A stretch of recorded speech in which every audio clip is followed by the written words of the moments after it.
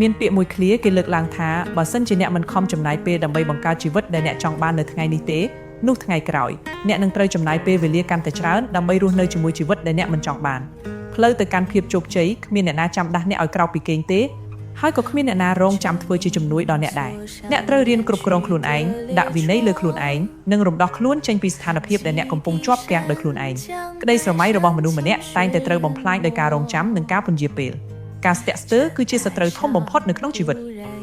មិនថាអ្នកកំពុងស្ថិតនៅក្នុងស្ថានភាពជីវិតបែបណានោះទេជំនួសឲ្យការចំណាយពេលទៅបន្ទោសព្រេងវាសនាព្រំលិខិតអ្នកគួរយកពេលវេលានោះមកអភិវឌ្ឍខ្លួនឯងឲ្យកាន់តែប្រសើរជាងមុនវិញល្អជាង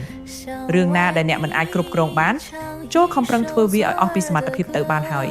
អ្វីដែលនៅសល់សូមបណ្ដោយឲ្យទៅតាមព្រេងវាសនាជាអ្នកកំណត់ចុះត្រូវជឿថាពេលដែលអ្នកអាចតាំងចិត្តឲ្យស្ងប់ហើយផ្ដោតអារម្មណ៍ទាំងស្រុងទៅលើការកែលម្អខ្លួនឯង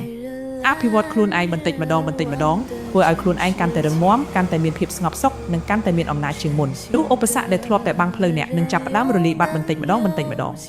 សូមចងចាំថានៅពេលអ្នកកំពុងផ្ដោតទាំងស្រុងលើការវឹកហាត់និងពង្រឹងខ្លួនឯងពិភពលោកទាំងមូលនឹងបើកផ្លូវឲ្យអ្នកដើរទៅរកពន្លឺថ្ងៃដោយខ្លួនឯង